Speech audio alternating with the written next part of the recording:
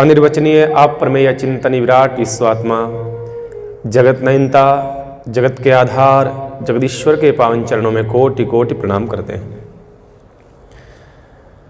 राम स्नेही संप्रदाय शाहपुरा पीठ के आदि आचार्य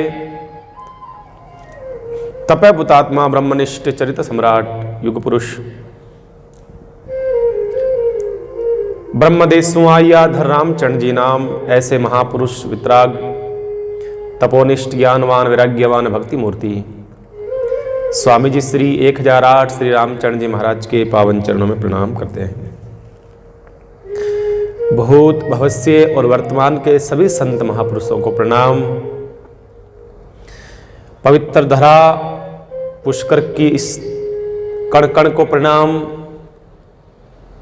पुष्कर सेवित ब्रह्मा जी महाराज के चरणों में कोटि कोटि प्रणाम। विराजमान सभी माताओं बहनों भाइयों तारों की टिमटिमत बालक बालिकाओं विज्ञान के माध्यम से अपने घरों में बैठ करके सुन रहे सभी श्रोताओं के हृदय में विराजमान भगवान की झांकी को कोटि कोटि प्रणाम करते हैं।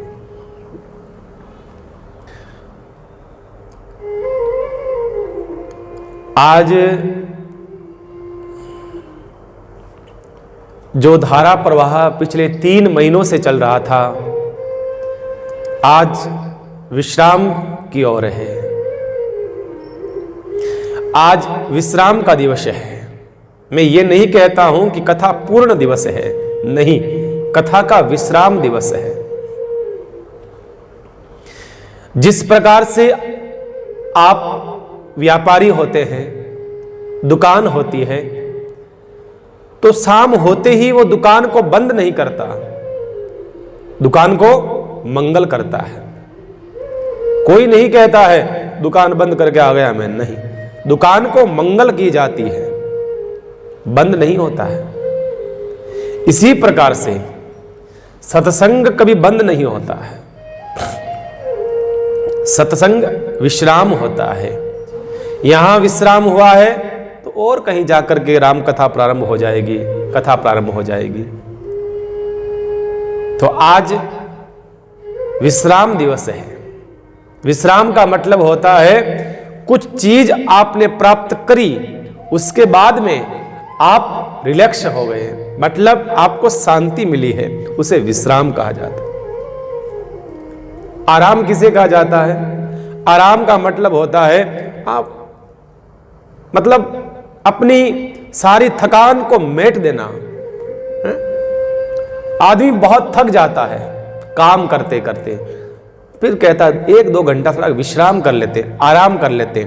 जैसे ही आराम करने लगेगा ना, उसकी सारा शरीर की जो इंद्रियाएं हैं वह एकदम पुनः विश्राम के बाद में एक नई ऊर्जा के साथ में वापस काम करेगी। इसी प्रकार से हमारा मन भी विश्राम लेता है। कैसे लेता है?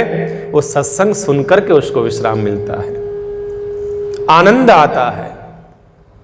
सत्संग सुनने से उसको विश्राम मिलता है। बंधुओं, आप इतने स्वार्थी हो गए हो, आप अपने शरीर को विश्राम देने के लिए समय निकाल लेते हो। कभी आपने अपने मन से पूछा क्या हमारा मन भी विश्राम लेना चाहता है? आपके मन में सवेरे से लेकर के रात तक पूरा का पूरा चलता रहता है, चिंतन चलता रहता है संसार के बारे में, क्या करना है, धंधा कैसे बढ़ाऊं, परिवार को कैसे क्या करना, मैनेज करना, बेटी की शादी कहाँ, बेटी की शादी कहाँ करनी है, लफड़ा ये वो 17। कभी आपने अपने मन में बैठ करके विचार करा कि मेरा मन भी विश्राम चाहता है? कभी आपने बैठ करके इस बात का चिंतन किया कि मेरा मन भी चाहता है आराम करूं? बैठ करके विचार करना, आपका मन जरूर कहेगा मुझे विश्राम चाहिए, मुझे वो विश्राम चाहिए। संसार से कुछ समय के लिए मैं दूर रहना चाहता हूं, संसार से कुछ समय के लिए मैं अलग रहना चाहता हूं, वो विश्राम चाहिए मुझे किसी संतों के सत्संग में ले चलो, मुझे किसी मंदिर में ले जाके मेरे ठाकुर का दर्शन करा दो, मुझे किसी यात्रा में ले जाकर के मुझे कहीं ऐसा सुख ऐसा आनंद दिला दो। आवाज आएगी, बंधुओं, मन को विश्राम देना जरूरी है और वो मिलेगा सत्संग से।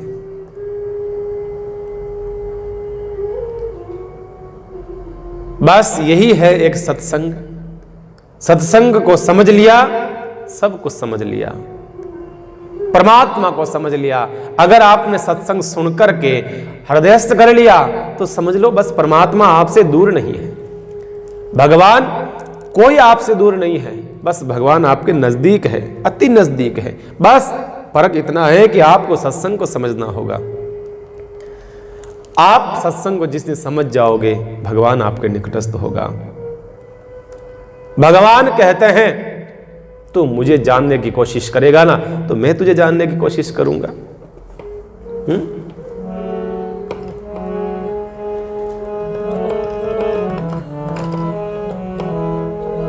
तू मुझे जान ले, मैं तुझे जान लूं।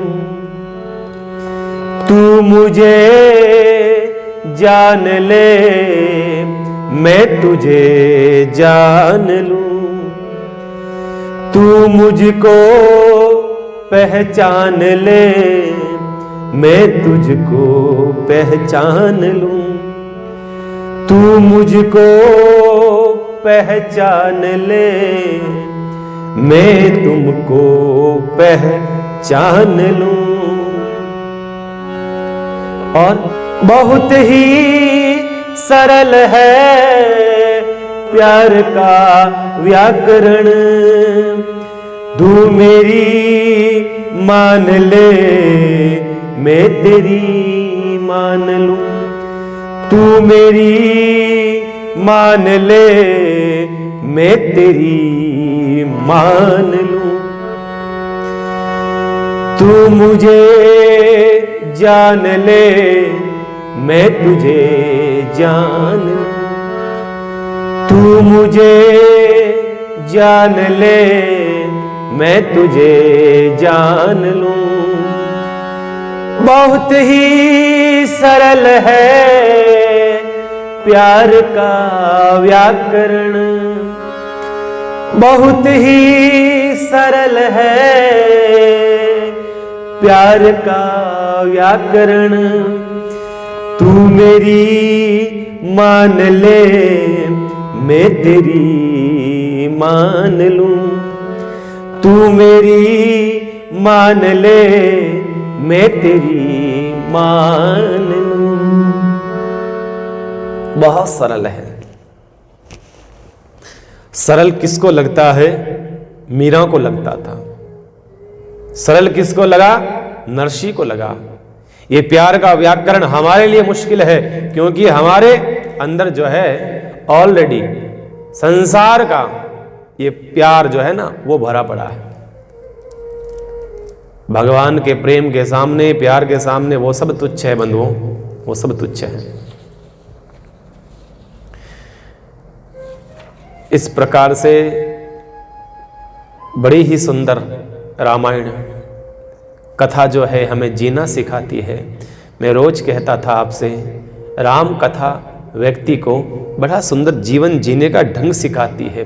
कथा देखो और कुछ नहीं कर सकती है, बस देखो कथा आपको मुक्त नहीं करवाएगी, पर हाँ कथा आपको जीना सिखा देगी, और आपको जीना आ गया तो मुक्त तो वैसे ही हो जाओगे, मुक्त तो वैसे ही हो जाओगे ना भाई। जिसका जीवन सुधर गया उसका तो फिर कहना ही क्या। कहते हैं जिसका बचपन सुधर गया उसकी जवानी सुधर जाएगी, जिसका बचपन सुधर गया उसकी जवानी सुधर जाएगी, जिसकी जवानी सुधर गई उसका बुढ़ापा सुधर जाएगा, और जिसका बुढ़ापा सुधर गया उसकी मृत्यु सुधर जाएगी, और जिसकी मृत्यु सुधर गई उसका अगला जीवन भी सुधर जाएगा, उसका अगला जीवन भी सुधर जाएगा। शुरुआत हमें करनी है बस अभी से। कब? लोग कहेंगे महाराज हम तो बूढ़े हो गए, अब क्या शुरुआत करें, बचपन तो चला गया। कोई बात नहीं, शास्त्र कहता है, संत कहते हैं, जब जागे तभी सवेरा। जब आपकी चेतना आई, जब आपको जागृति हुई, तभी आप लग जाओ, लग जाओ, लग जाओ, भजन में लग जाओ, सुमरण में लग जाओ। ये संसार वृथा है, ये संसार झूठा है, ये संसार असार है। आप सब जानते हैं इस चीज को, जानते जानते हैं पर मानते नहीं है। ये सबको पता है संसार असार है, फिर भी व्यक्ति लगा पड़ा है महाराज रात दिन। ये मेरा है, इतना कब्जा मैं कर लूं, ये जमीन का कब्जा मैं कर लूं, ये इतना मेरा हो जाए, ये मेरा है, वो मेरा है। सुबह वो जल्दी उठता है, रात को सोता है, बस लगा पड़ा है। कबीर तो कहते हैं ना, साईं इतना दीजिए जामे कुटुंब समाए। साईं इतना दीजिए जामे कुटुंब समाए, और मैं भी भूखा ना रहूं, कोई साधु भी भूखा न जाए, कोई साधु भी भूखा न जाए, कोई संत भी भूखा नहीं जाना चाहिए। बस इतना दे देना प्रभु, मुझे नहीं चाहा है मैं मेरे बेटों का धन इकट्ठा करूं, मुझे नहीं चाहा है मैं मेरे पोतों का धन इकट्ठा करूं। मेरी कोई इच्छा नहीं है कि मैं उनके लिए धन इकट्ठा करके जाऊं, बस एक ही इच्छा है कि मैं भूखा नहीं रहूं, मेरे ठाकुर को भोग लगा करके मैं प्रसाद पाऊं और कोई अतिथि भूखा न जाए। बस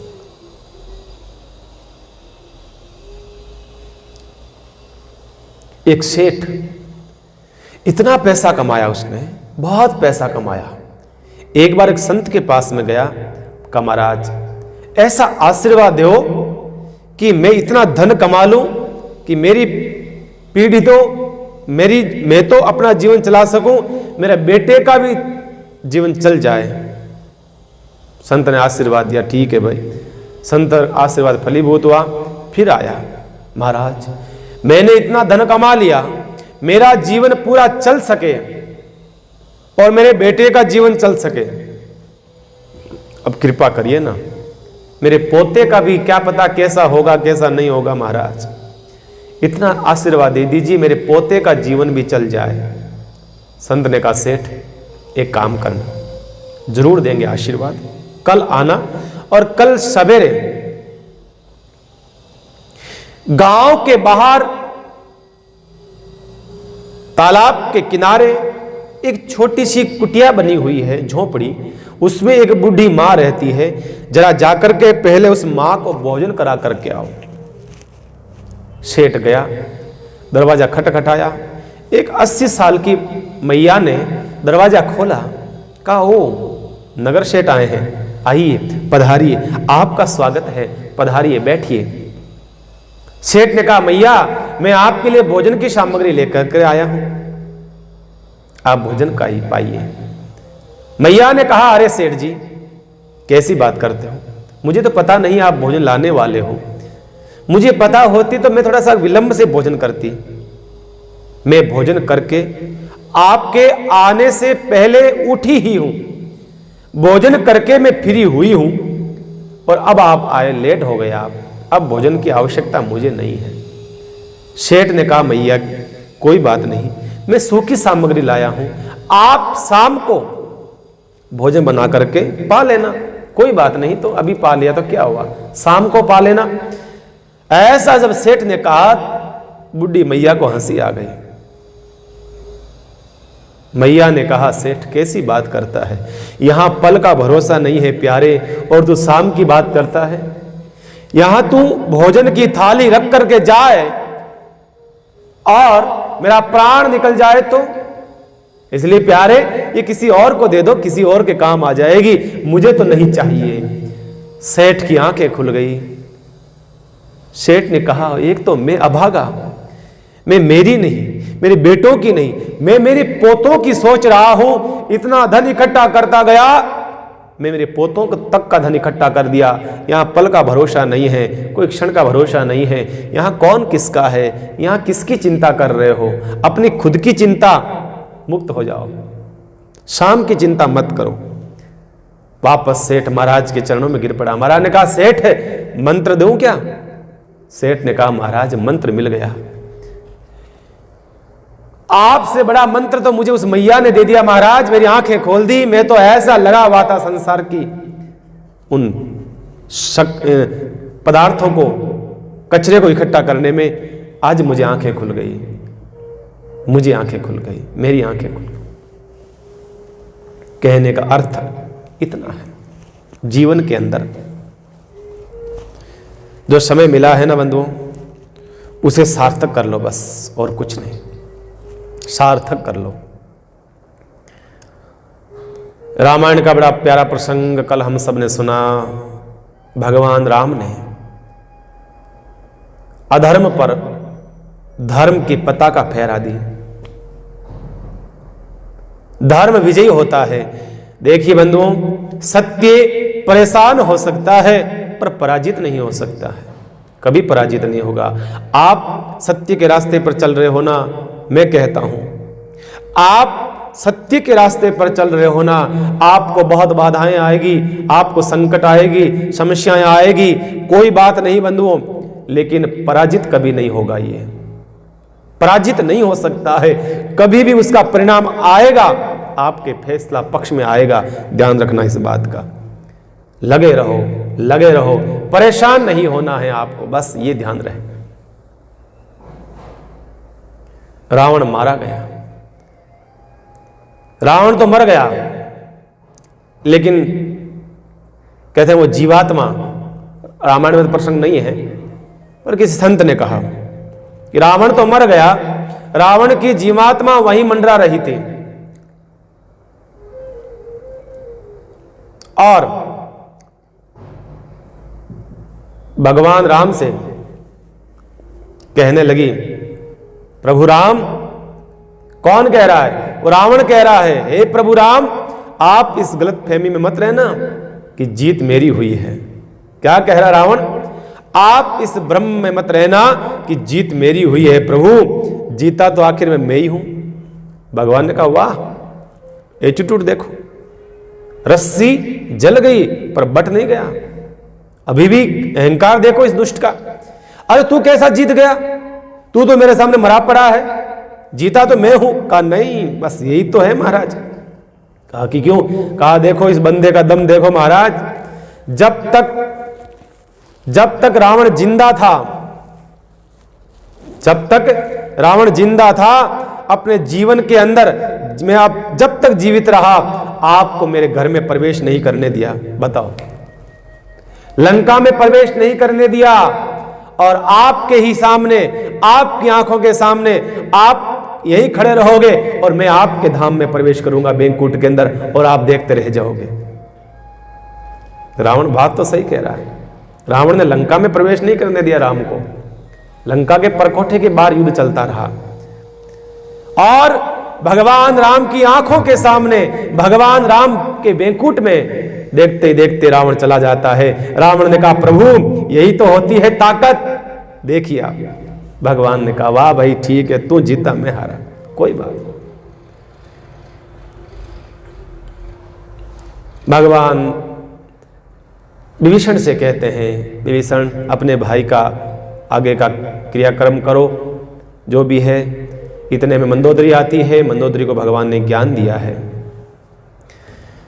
भगवान राम ने हनुमान से कहा, हनुमान सीता को लेकर के आ जाओ। सीता मैया को सस सम्मान लाया गया, और सीता मैया को अग्नि परीक्षा में से गुजरना पड़ता है।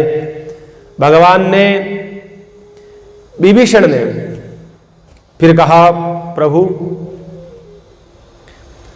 आप पधारिए लंका नगरी के अंदर, आपका स्वागत है, क्योंकि आपने मुझे राजा बना दिया, लेकिन विधि विधान से तो मुझे अब राजा बनाओगे आप। वो राजा तो आपने मुझे आपकी सेना के सामने बनाया था, अब मेरी सेना, मेरा लंका, सबके सामने मुझे आप राज्य प्रदान करेंगे तो मुझे और अच्छा लगेगा। मैं चाहता हूं मुझे मुकुट, राज मुकुट आपके हाथों से पहनाया जाए, मेरी बहुत इच्छा है। भगवान ने कहा, विभीषण ये मेरे मर्यादा में नहीं है। कहा कि क्यों? कहा कि मैंने माँ से, पिता से ये वरदान में ये सब था कि मैं किसी नगर में प्रवेश नहीं करूंगा 14 साल तक। देखिएगा, भगवान किसी नगर में नहीं गए, किष्किंध्या गए, पर किष्किंधा नगर में नहीं गए। गए लक्ष्मण को भेजा, जा सुग्रीव को जाकर के समझाते कि आजा। भगवान ने कहा मैं नहीं जाऊंगा। श्रृंगबेरपुर गए, श्रृंगबेरपुर के भी जंगल जंगल में गए। भगवान 14 वर्ष तक किसी भी नगर में, गांव में, शहर में नहीं गए तो नहीं गए, पूरा नियम पालन किया।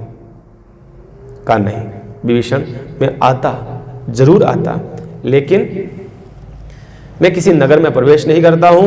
हां तुम्हें मेरा आशीर्वाद है, मेरी जगह मेरा प्रतिनिधित्व करेंगे लखन जी। लखन जी को भेजा, जाओ लखन विभीषण को राजा बना करके आ जाओ। लक्ष्मण जी गए हैं, मेरे लखन लाल ने विभीषण को राज मुकुट पहना करके लंका की राज गद्दी पर सुशोभित किया है। अब राजा बने विभीषण जी महाराज। पूरी दर्वज्ञ हो गई लंका, क्योंकि आप जानते हो जैसा राजा होगा वैसी फिर प्रजा बन जाती है। दुष्ट था राक्षस रावण, तो सारी जनता ही वैसा ही कृत्य करने लगी।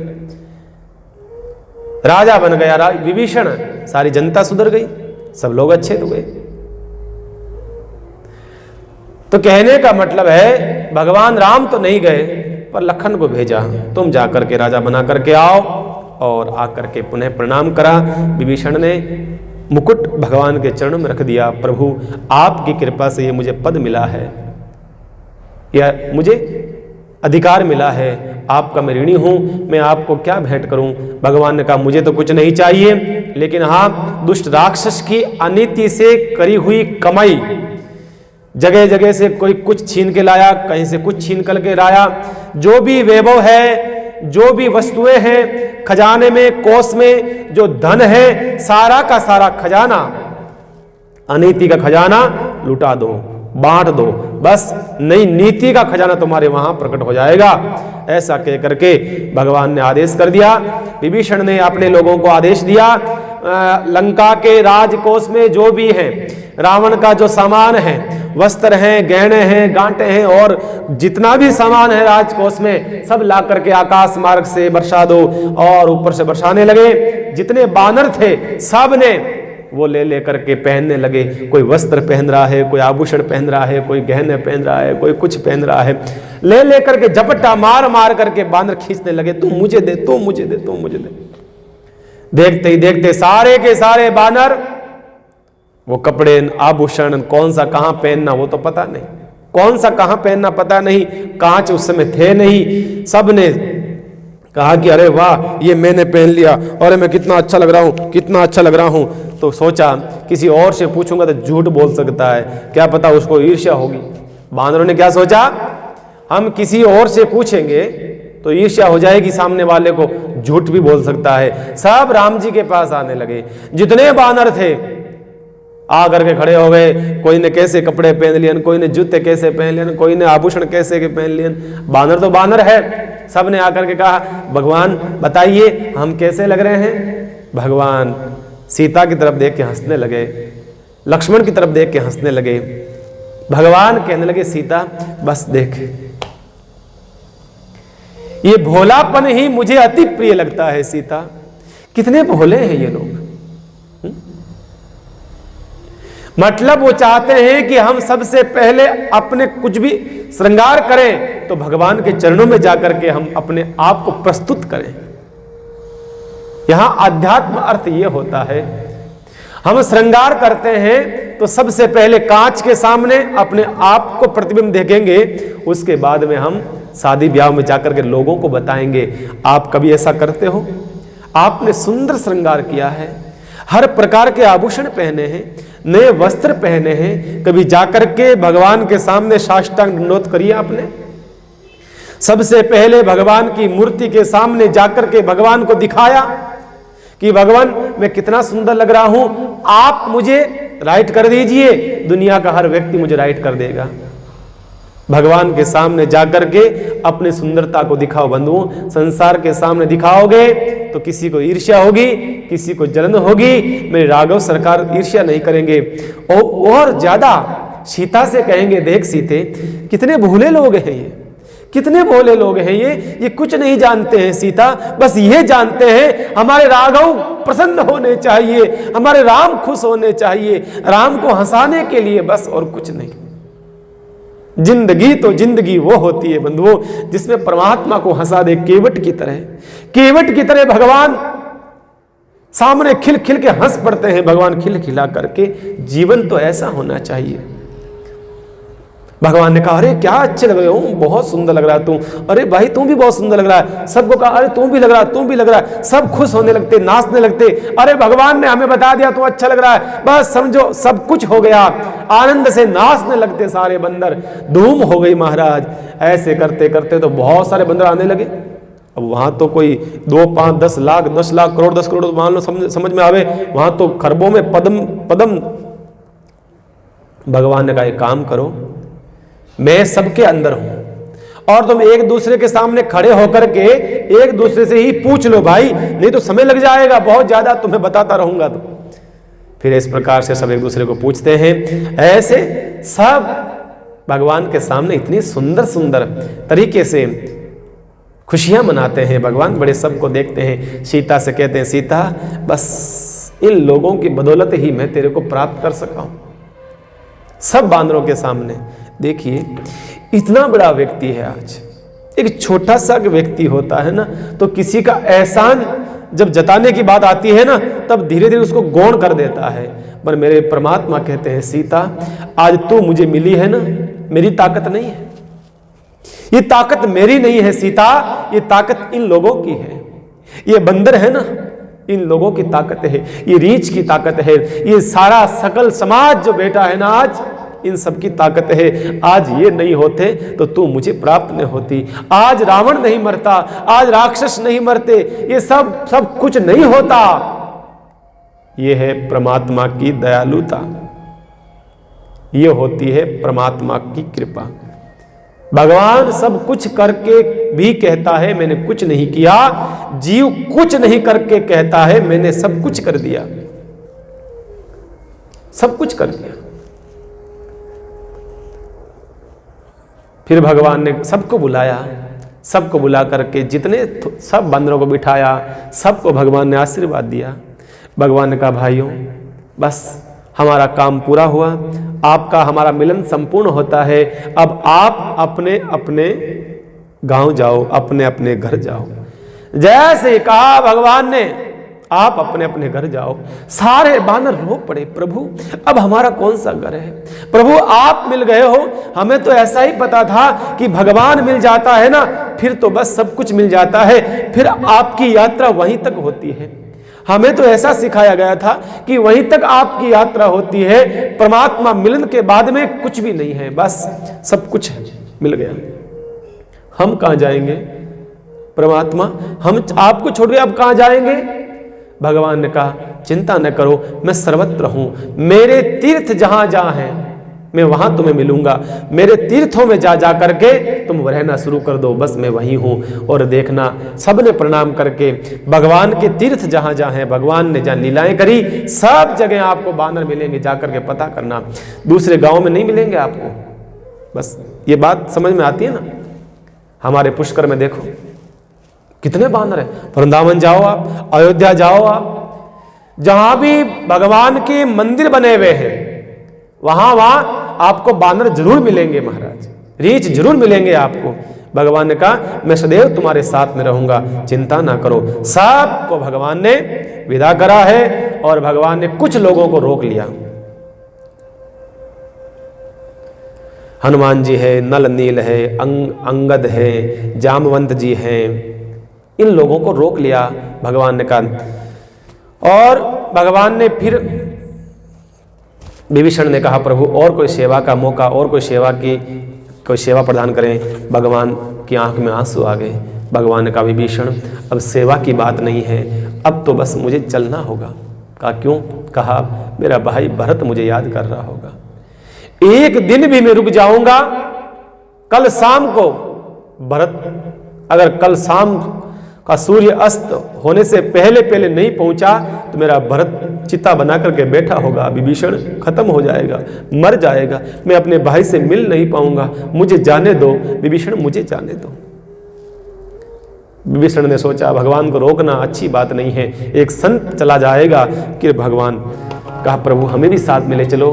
भगवान ने अंगद जी महाराज को, नल नील, भगवान ने जामवंत जी को और सुग्रीव जी को, हनुमान जी को, इन विशेष जो दूत थे भगवान के, उन्होंने साथ में लिया भगवान ने। और भगवान के लिए विमान आ जाता है, कौन सा? वही पुष्पक विमान जो रावण ने कुबेर से छीना था, आकर के खड़ा हो जाता है भगवान के शरण में, प्रभु मेरे को धन्य करिए, दुष्ट ने मेरे को छीन करके लेकर गया, आज मैं धन्य हो जाऊंगा। ये रघुवंश का ही विमान है प्रभु। भगवान उस विमान में बैठते हैं, सीता मैया को बिठाते हैं, सारे लोग बैठते हैं, और जैसे ही विमान ऊपर उठता है, चलत विमान कोलाहल होई, जय रघुबीर कहे सब कोई।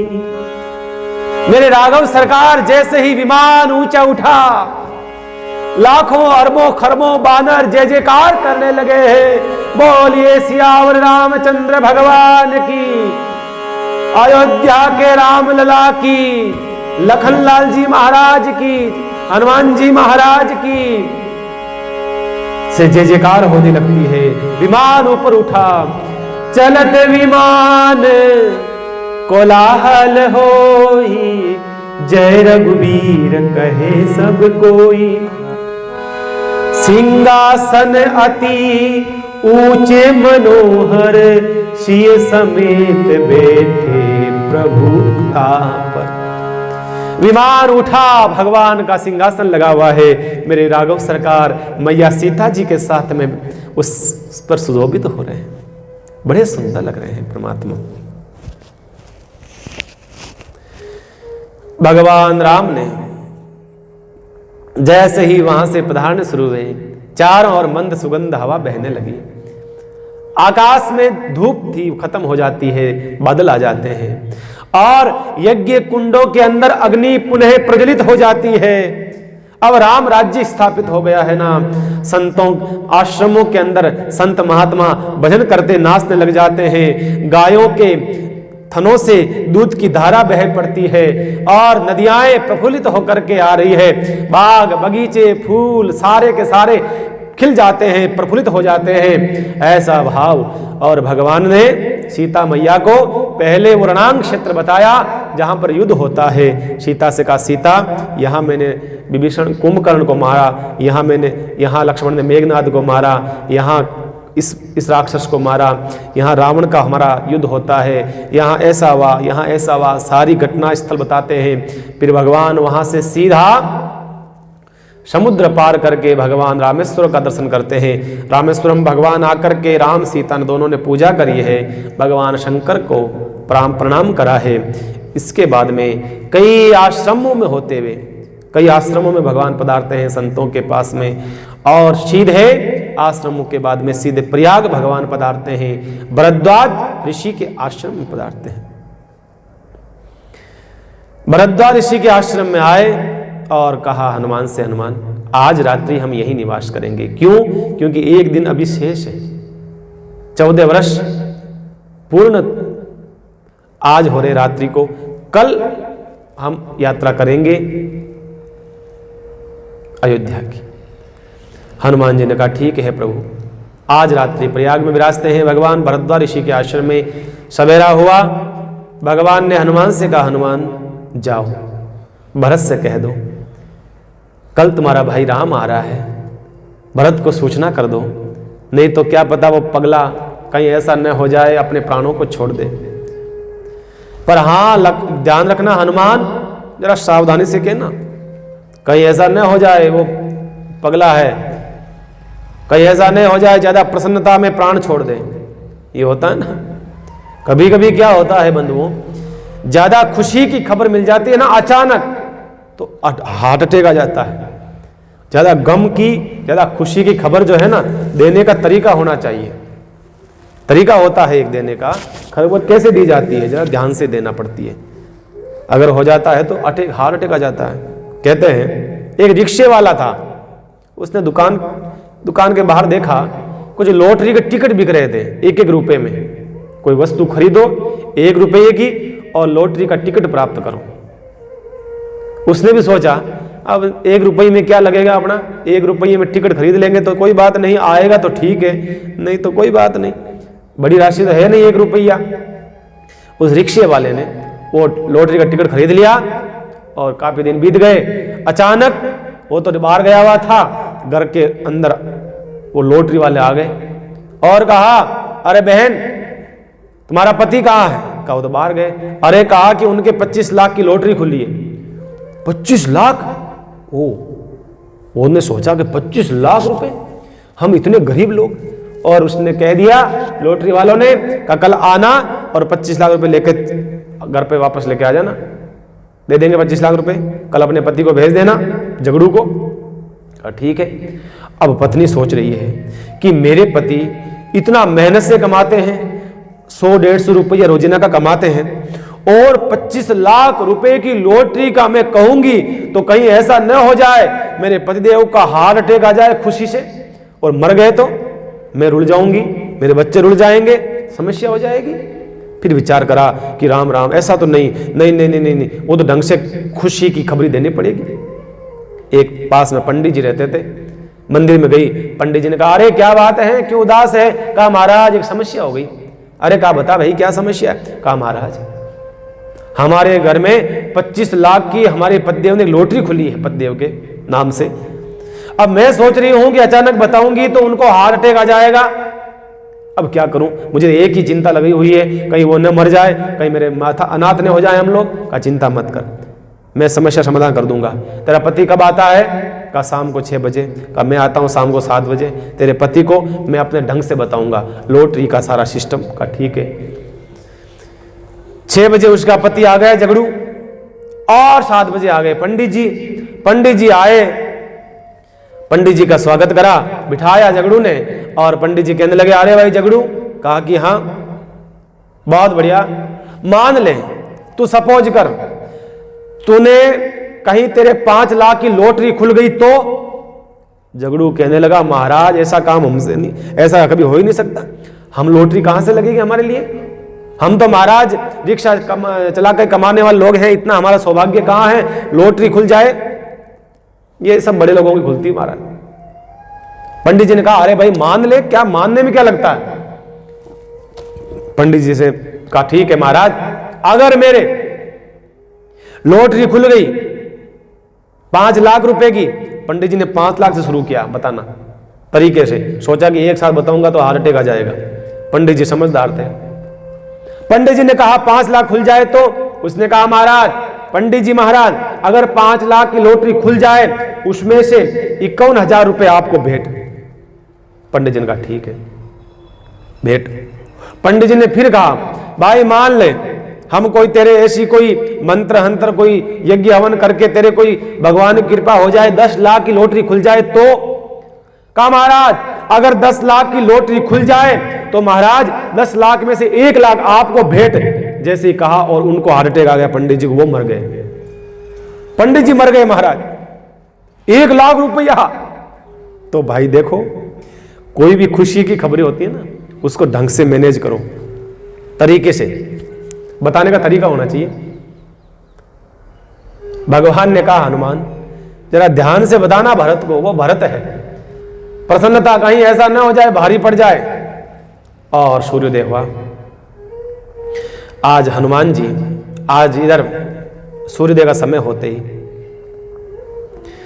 सूर्योदय का समय हुआ, अपनी कुटिया से बाहर आए हैं भरत जी महाराज, स्नान करने सरयू के पास गए, सरयू में स्नान किया, सरयू तट पे स्नान करके अपनी कुटिया के बाहर लकड़ियां ला करके चिता बना दी, बस पास में बैठ गए और सोचने लगे मेरा परमात्मा आज नहीं आएगा, मैं अपने देह को जला के राख कर दूंगा, मैं अपने देह को खत्म कर दूंगा। सोचने लगा भरत जी, सोचने लगे कि मेरे पास क्यों आएंगे, आज दिन पूरा हो रहा है, आज सूर्यास्त से पहले नहीं आएंगे तो बस रहूं एक दिन अवधि अधारा, समुझत मन दुख भयहु अपारा। कारण कवन नाथ नहीं आवै, जानी कुटिल तिहु मोहि विसारी। भरत जी अपने आप को दोष देने लगे। लगता है भगवान राम ने सोचा, है तो कुटिली, है तो उस दुष्ट मां का पुत्र भरत, क्यों जाऊं मैं नहीं जाऊंगा। कहीं ऐसा तो नहीं कर दिया भगवान ने, कहीं भरत को विसार तो नहीं दिया। रहूं एक दिन अवधि अधारा, एक दिन की अवधि रही है, मेरे सरकार नहीं आए, मेरे परमात्मा नहीं आए। सोच रहे हैं। इधर मां कौशल्या इंतजार कर रही है।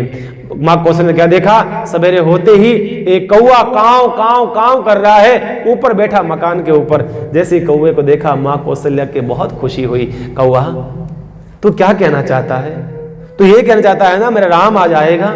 अगर मेरा राम आज आ जाए कौवा, आज मेरा राघव आ जाए तो मैं इतनी खुश हो जाऊंगी, तेरे सोने की चोंच लगा दूंगी, तेरे सोने के पंख बनवा दूं, तू कहे तो तेरा मंदिर बनवा दूंगी नगर के बीच में, तू कहे तो तेरे लिए बहुत सुंदर व्यवस्था कर दूंगी, बस मेरे राघव सरकार एक बार पधार जाए, एक बार। ऐसा कहते हैं वो कौवा और नहीं कोई काकभूषण जी ही थे। काकभूषण जी ही ने कहा, मां मैंने तेरा बचपन में अन्न खाया है, मैं राघव सरकार से पहले आ गया तुझे सूचना देने के लिए। इधर हनुमान जी विप्र वेश धारण करके आए हैं, ब्राह्मण का वेश बना करके भरत जी के पास में। पहले भरत जी को राम कथा सुनाई तरीके से। देखिए हनुमान जी से तो वक्ता कौन हो सकता, सारी राम कथा सुनाई, रावण को मारने तक की कथा सुना दी और उन समाधि में बैठ गए। भरत जी सुनते सुनते मस्त हो गए, मस्त हो गए, इतने मस्त हो गए।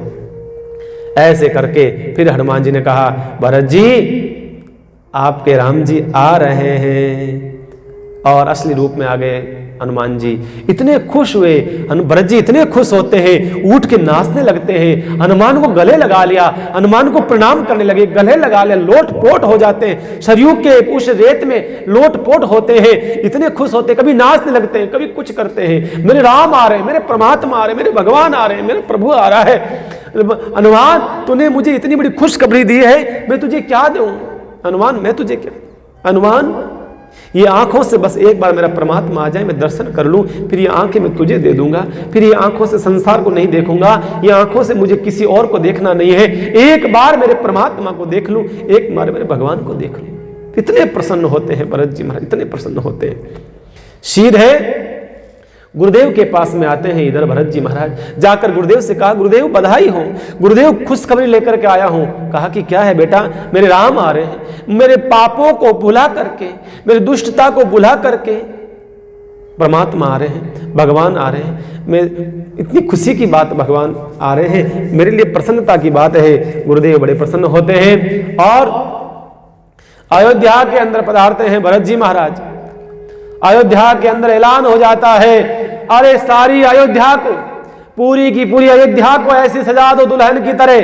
14 साल पहले जिन लोगों ने कपड़े तैयार बना करके करे थे, पहन नहीं पाए, राघव सरकार राजा नहीं बने, आज वो समय आ गया है, सब अपने अपने वस्त्रों को पहन लो, सारी अयोध्या को सजा दो दुल्हन की तरह। जगह जगह तोरण द्वार बनाए गए, पूरी अयोध्या के घरों के बाहर बड़े सुंदर सुंदर, बड़े सुंदर सुंदर कहते हैं चित्रकारी बनाई गई, इतना सुंदर श्रृंगार हो जाता है अयोध्या का।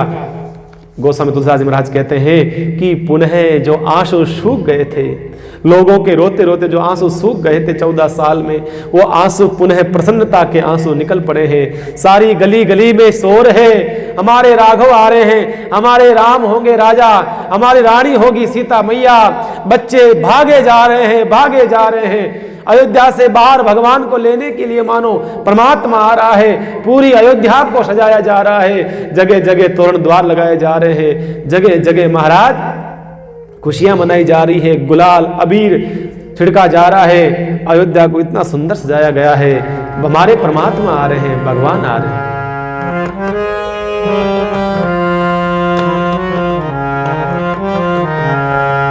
सजा दो घर को गुलशन से, अवध में राम आए।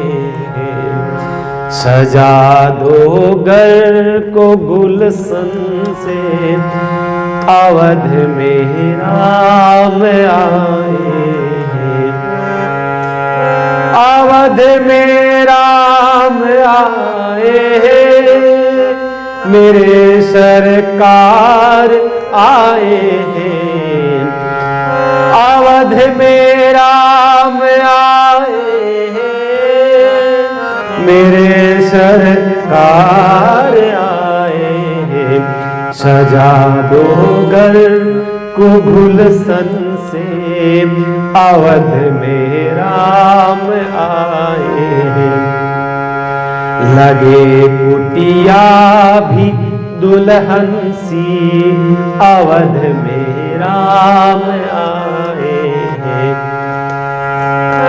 पखारूं इनके चरणन को, बहाकर प्रेम की गंगा, पखारूं इनके चरणन को, बहाकर प्रेम की गंगा, बहाकर प्रेम की गंगा, बिछा दो अपनी पलकों को, बिछा दो अपनी पलकों को, अवध में राम आए हैं, सजा दो घर को गुलशन से, अवध में राम आए हैं,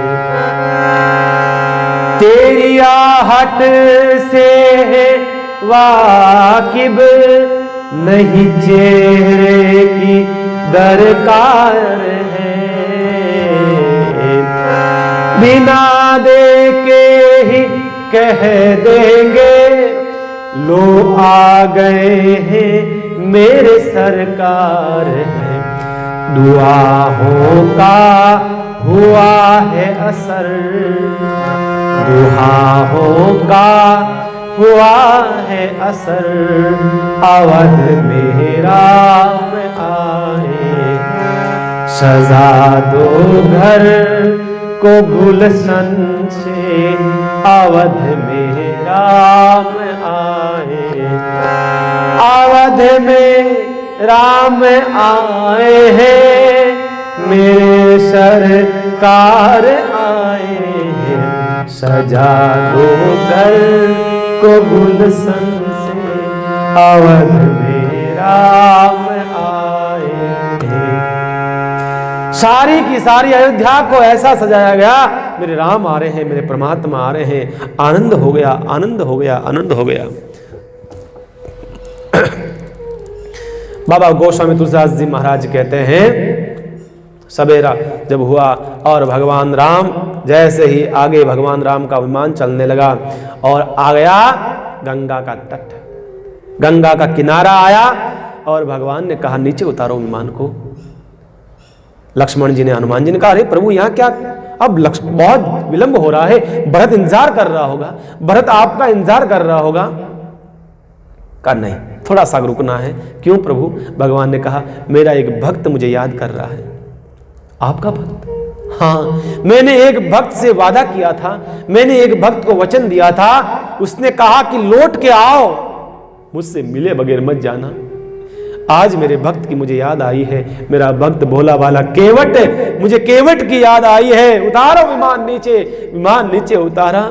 आज केवट तो आंखों से दिखाई देना बंद हो गया, उसकी पत्नी को दिखाई देना बंद हो गया। भगवान जब से गए हैं इतना रोया है, इतना रोया है, आज कुछ दिखता नहीं केवट को। केवट को किसी ने कहा भगवान राम आए हैं। केवट उठा और वो गिरता पड़ता भागता भगवान के चरणों को पकड़ देता है। भगवान आ गए, मैं अभी नौका तैयार करता हूं, अभी नाव को तैयार करता हूं, आपके बगैर नाव को कोई नहीं बैठा है, अभी तैयार करता हूं। प्रभु आओ आओ मेरे नाव में बैठो। आज मैं आपसे ना तो पेट धुलाऊंगा, ना मैं परेशान करूंगा, आ जाओ। भगवान राम ने कहा केवट आज मैं तेरी नाव में नहीं बैठूंगा, तू मेरी नाव में बैठेगा। आज तेरे को लेने के लिए मैं आया हूं, आ जा। भगवान ने कहा मांग, तुझे क्या चाहिए? उस समय में दे नहीं पाया, आज मैं सब कुछ दे दूंगा तुझे, मांग क्या चाहिए तुझे केवट? केवट ने कहा प्रभु बस कुछ नहीं चाहिए, देना चाहते हो ना, आपके पुष्पक विमान में 2 सीट खाली है तो मुझे दे दो। मैं और मेरी पत्नी अब अपना बुढ़ापा, अपना जीवन सारा अयोध्या में रह करके सरयू के तट पर हम अपना जीवन बिताएंगे और कुछ नहीं। भगवान ने बिठाया, तू भी बैठ केवट, तूने मुझे नाव में बिठाया है ना, मैं तुझे भवसागर से पार करूंगा, चिंता न कर। भगवान ने केवट को बिठाया, हाथ पकड़ करके। दिखता नहीं है केवट को, आंखों से दिखना बंद हो गया। केवट को लेकर के भगवान जैसे ही अयोध्या पधारे, अयोध्या दिखा दूर से, भगवान ने विभीषण को, सुग्रीव को, अंगद को, हनुमान को इशारा करके कहा, देखो मित्रों, वो मेरा गांव आ रहा है, मेरा नगर मुझे प्यारा है, मेरी जन्मभूमि मुझे इतनी प्यारी लगती है ना, बस मैं वैकुंठ में इतना प्रसन्न नहीं रहता, मुझे वैकुंठ भी इतना अच्छा नहीं लगता है जितने मेरी जन्मभूमि अच्छी लगती है। 3 बार परिक्रमा उसकी विमान के द्वारा करवाई गई, अपना सब कुछ वैभव बताया भगवान ने ऊपर से, और इतने प्रसन्न होते, ऊपर से प्रणाम करा अपनी नगरी को। इधर भरत जी ने पूरी अयोध्या के जनता को साथ में लिया, हलो हलो चलो रे चलो, सब के सब चलो, भगवान का स्वागत करेंगे धूमधाम से, बाहर चलो सब के सब। सबको लेकर के कहते हैं हनुमान जी, सबको लेकर के भरत जी लेकर के, आज भरत जी ने अपने गले में ढोल डाला, अपने गले में, और ढोल बजाते हुए नाचते हुए भरत जी खुद आ रहे हैं आज भगवान का स्वागत करने के लिए। सारी अयोध्या को लेकर के आए भगवान ने। कहते हैं सबसे पहला जैसे विमान नीचे उतरा, सबसे पहला दाहिना पैर भगवान ने धरती पे रखा, जय जयकार होने लगी, बोलिए सियावर रामचंद्र भगवान की, राजा रामचंद्र भगवान की जय। जय जयकार होती है, पूरी अयोध्या के लोग जय जयकार करते हैं, सारे इतने प्रसन्न हैं, नाचते हैं, मानो आनंद की बरसात आ गई हो। और भगवान ने उतरते सबसे पहले गुरु वशिष्ठ जी को प्रणाम करा, फिर भाई भरत को गले लगाया। इतना रोए हैं दोनों भाई कि कौन वर्णन कर सकता है। दोनों भाइयों को पहचान नहीं सकता है कि राम कौन है और भरत कौन है। इतने दुबले पतले दोनों भाई, ऐसी दशा हो गई दोनों भाइयों की, दोनों श्याम वर्ण में हैं। इतने दुबले पतले भाइयों ने छोड़ा नहीं, भरत ने पकड़ लिया, छोड़ा नहीं, कई समय तक पकड़े रखा। भरत ने कहा प्रभु मेरा स्थान आपके हृदय के पास नहीं, मेरा तो आपके चरणों में है। गिर पड़े भरत जी, प्रणाम करने लगे, प्रभु मैं तो कपटी हूं, मैं तो पापी हूं, मैं अदम हूं, निर्लज हूं, ऐसा वैसा। भगवान ने कहा भरत अब अपने आप को माफ कर दो, तुम सबसे अच्छे हो, तुम कोई कपटी पापी नहीं हो। इस प्रकार से कहते हैं भरत जी से मिले हैं। फिर पीछे 3 माताएं थी और कहते हैं अयोध्या के लोगों से भगवान मिले हैं। भगवान ने सोचा कि मैं अलग अलग किससे मिलूंगा, जितने लोग थे अयोध्या में उतने भगवान ने रूप बना लिए, सब एक से अलग अलग मिलते हैं। ऐसा लगता है भगवान मुझसे मिल रहे हैं, परमात्मा मेरे से पर्सनल मिल रहे हैं, मुझे भगवान मिल रहे हैं, ऐसा लग रहा है। सारी अयोध्या को आनंद हो गया, सारी अयोध्या से भगवान मिले हैं। शोभा यात्रा निकली है धूमधाम से, और सीधा शोभा यात्रा निकल करके भगवान अपनी माताओं के महल में जाते हैं। सबसे पहले कैकेयी के महल में गए मेरे परमात्मा। कैकेयी ने स्वागत करने के लिए शर्मिंदा थी, कैकेयी बहुत शर्मिंदा थी। कैकेयी ने सोचा मेरे राम अब मेरे महल में नहीं आएगा, अब राम कभी मेरे महल में नहीं आएगा। सबसे पहले भगवान अपनी मां कौशल्या का महल छोड़ करके मां कैकेयी के महल में गए, मां के चरणों में जाकर प्रणाम करा, मां उठा लिया। कैकेयी ने गले लगाया राम को, राघव इतने दयालु, आपका कोई अहित करता है आप उसका भी हित चाहते हो। मैंने सारा का सारा अयोध्या उजाड़ दिया, तुम फिर भी मुझे प्रेम करते हो, प्यार करते हो। भगवान ने कहा मां अयोध्या के रघुवंश का राम का जन्म कौशल्या से दिया है, पर भगवान राम वनवास के राम का जन्म कैकेयी ने दिया है। आप नहीं होती तो मैं संतों का दर्शन कैसे करता। दर्शन करा। मां कौशल्या ने 14 साल पहले जो थाली सजा के रखी थी उस थाली से आज स्वागत करा है भगवान राम का। सुमित्रा माँ से मिलते हैं, सब लोगों से मिलते हैं भगवान। और तुरंत गुरुदेव ने घोषणा कर दी, आज ही राम को राजा बनाया जाएगा। जानते थे समय विलंब नहीं करना चाहिए। दशरथ जी ने गलती करी, 14 साल समय लग गया। कहा सजा दो सीता मैया को, सजा के लेके आ जाओ राम को। भगवान राम ने कहा मैं सजूंगा, उससे पहले एक और सजाऊंगा। मेरा भरत कहाँ है? भरत को लाओ। आज भगवान ने भरत की जटाओं को खोला, अपने हाथों से स्नान करा रहे हैं भरत जी को। 14 साल से जटाओं को खोला, जाले जम गए, जटाएं खुलती नहीं है, बाल ऐसे हो गए पूरे एक दूसरे से गुंथ जाते हैं। जटाओं को भगवान ने खोला, साफ करा है। बानो भरत जी कहना चाहते हैं ये आल जाल जंजाल जटाएं हैं, ये मेरे भगवान ही खोल सकता, मेरा परमात्मा ही खोल सकता है, और किसी के बस की बात नहीं है। और खोला, पूरी अवध आनंद में सराबोर है। और अब भगवान के राम राज्याभिषेक का समय हुआ। मंत्रों के द्वारा गुरु वशिष्ठ जी ने सिंहासन प्रकट करा है। सिंहासन पर भगवान विराजे हैं। देवता लोग सारे आ जाते हैं मानो बन बन करके, सब के सब। प्रथम तिलक गुरु वशिष्ठ जी महाराज करते हैं। मैया सीता बेटी है। राम राज्य के लिए सारे चारों भाई, हनुमान जी पूरा लवाजमा बेटा है। भरत और लक्ष्मण और शत्रुघ्न जो है वो चमर डुला रहे हैं। हनुमान जी महाराज चरणों में बैठे हैं, माँ सीता पास में बगल में बैठी है, सब पूरा अयोध्या राज परिवार बैठा है। हनुमान जी ने देखा सब बैठे हैं, भरत कहाँ है? भरत नहीं दिखाई दिया। भरत कहाँ चला गया इस खुशी के मोर्चे पर? हनुमान जी ने देखा, ढूंढू तो सही राजमहल में, कहा? चारों तरफ ढूंढे, भरत नहीं दिखाई दिया। भगवान राम से आकर के कहा, राम भरत कहाँ है? भगवान ने कहा यही है, चिंता न करो। कहा प्रभु कहाँ है? कहा ढूंढो। फिर पता लगाया, ढूंढने के लिए गए, चार सब तरफ देख लिया, भरत नहीं मिला। फिर भगवान के पीछे, सिंहासन के पीछे छत्र को पकड़ के रखा, चुपके से खड़े हैं भरत जी महाराज को। हनुमान जी ने कहा, आप यहाँ क्या कर रहे? अरे आपको तो आगे रहना चाहिए, आप संत हैं, ये तो और किसी को सेवा प्रदान कर दो। भरत ने कहा नहीं हनुमान जी, मैं दुष्ट हूं, मेरे जैसा पापी तो पीछे ही रहना चाहिए, आगे आऊंगा तो और अनर्थ हो जाएगा, मुझे पीछे रहने दो। नहीं आए। हनुमान जी ने जाकर राम से कहा, प्रभु भरत को बुलाओ ना, भरत को आगे बुलाओ, पीछे बैठा है। भगवान ने कहा नहीं, पीछे रहने दो, भरत की जगह बराबर है। कहा क्यों? कहा कि भरत पीछे क्या कर रहा है?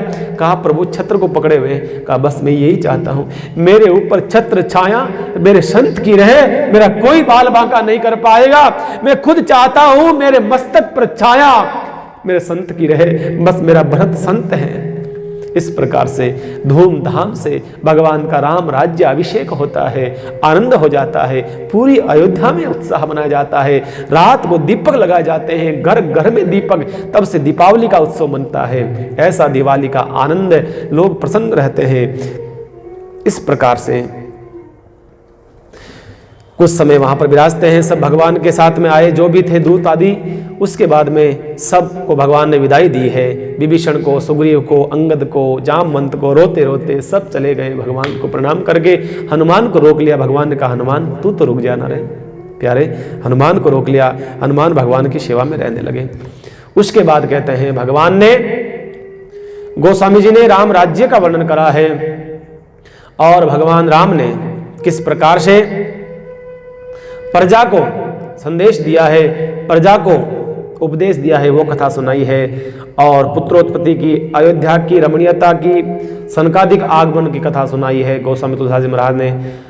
उसके बाद में कहते हैं गरुड़ जी का काकभूषण जी से राम कथा सुनना और राम नाम की महिमा जानना, ये कथा सुना करके इस प्रकार से भजन की महिमा कह करके अंत में रामायण का महात्म्य सुना करके तुलसी विनय और फल स्तुति लिख करके तुलसीदास जी महाराज ने रामायण को रख दिया और प्रणाम करा है। बोलिए सियावर रामचंद्र भगवान की, संत भगवान की, भक्त भगवान की। इस प्रकार से राम कथा विश्राम लेती है, राम कथा विराम होती है। यहाँ पर हम बस यही प्रार्थना करते हैं सब भक्तों से, आपने बड़े प्रेम और भाव से राम कथा को सुना है, आप लोग सौभाग्यशाली हैं बंधुओं। भगवान राम के इस दिव्य चरित्र को जो सुनेगा, जो गाएगा, वो निश्चित ही भवसागर से पार हो जाएगा। ऐसी दिव्य कथा। और चातुर्मास का समय कैसे बीत गया बंधुओं, पता ही नहीं चला। मुझे तो कल रात्रि को ऐसा सोच रहा था मैं तो कि कहीं चतुर्मास भी करता, मैं कहीं बाहर चतुर्मास करता, तो कभी कभी ऐसा मन में आता कि चतुर्मास कब पूरा होगा, कब पूरा होगा। लेकिन इस बार तो बिल्कुल मन में ये भाव नहीं आया। मैं तो बस रात को यही सोच रहा था, हे प्रभु ये चतुर्मास 3 महीने का क्यों करा, आप तो और लंबा बढ़ा देते चतुर्मास को। बस कथा गाने का आनंद आता रहा। इतना आनंद आया बंधु, इतना आनंद आया कथा गाने का। और मैं तो कहता हूं हर चतुर्मास के अंदर भगवान की कृपा से भगत लोग बहुत रहते हैं कथा सुनने वाले। और पहली बार इस वर्ष चतुर्मास में कोई भक्त नहीं थे सुनने वाले। मेरे परमात्मा थे, मेरे हनुमान जी थे, मेरे भगवान थे, उनको मैं तो कथा सुना रहा था। जिसका जिसको समर्पण तेरा तुझको अर्पण। और मुझे तो इतना अच्छा लगा, ऐसा लगा मैं भगवान की गोद में बैठ के कथा कर रहा हूँ। बस मुझे तो आनंद आया, बहुत अच्छा लगा। ऐसे भगवान राम का दिव्य चरित्र आप सबसे मेरा निवेदन है, जो भी कथा सुनी है बंधुओं, इस कथा को जरूर आप हृदयस्थ करें। आप घर बैठ करके जिन्होंने भी कथा सुनी है, आप सबको बहुत बहुत धन्यवाद। अगर आप नहीं सुनते तो भाई हमारा क्या औचित्य। आप सबने सुनी है ना, तो अच्छा लगा हमारे को भी। भक्ति का भाव बढ़ता रहे आगे से आगे, बस यही हम भगवान से प्रार्थना करते हैं। इस प्रकार से चातुर्मास की ये अवधि बहुत जल्दी पूर्ण हो गई, ऐसा लगता है। इंतजार रहता कब सवेरा होगा, कब मैं राम कथा गाऊंगा, मुझे इंतजार रहता। और कई लोगों की ऐसी जिज्ञासा थी, महाराज रोज इंतजार रहता है आपकी कथा कब आएगी, कथा कब आएगी, सुनने की बहुत इच्छा रहती है। ऐसी आपकी लालसा ने मुझे और मजबूत बनाया। बार बार मुझे नए नए प्रसंग ला करके आपके सामने प्रस्तुत करने के लिए मुझे भगवान की प्रेरणा मिली है। मैं सौभाग्यशाली हूं बंधु। पहली बार मैंने कभी YouTube चलाया नहीं, मैं तो YouTube के कभी पीछे से भी नहीं निकला। पहली बार मैंने YouTube के ऊपर कथा गाना प्रारंभ किया और कथा ऐसी गाई कि महाराज 3 महीने लगातार। कोई तो 7 दिन की कथा करते हैं, कोई 9 दिन की करते हैं। मैंने तो ऐसी कथा गाई है कि 3 महीने लगातार पूरे YouTube को वीडियो भर दिए। ऐसी राम कथा बड़ी प्यारी लगी मुझे, बहुत अच्छी लगी। मैं आशा करता हूं मुझे अच्छा लगा है, आपको भी जरूर अच्छा लगा होगा, ऐसी मेरी भावना है। आप सबको बहुत बहुत धन्यवाद, आप सबका बहुत बहुत साधुवाद। आप प्रसन्न रहें, आप मस्त रहें, आप व्यस्त रहें, आप स्वस्थ रहें, ऐसी मेरी मंगल कामना। हंसते मुस्कुराते रहें, आपको कभी गम की कोई छाया न आए, ऐसी मेरी भगवान से प्रार्थना है। और आने वाली दीपावली पर आपके ढेरों खुशियां हो, आपके घर में लक्ष्मी धन धान्य की कमी न रहे, प्रेम में माधुरी, घर में माधुर्य बना रहे, घर में प्रेम बना रहे, ऐसा मेरा व्यास गद्दी से आप सबको बहुत बहुत आशीर्वाद, बहुत बहुत आप सबको मंगल कामना। आइए अपने स्थान पर बैठ करके ही रामायण जी की आरती को गुनगुना लीजिए।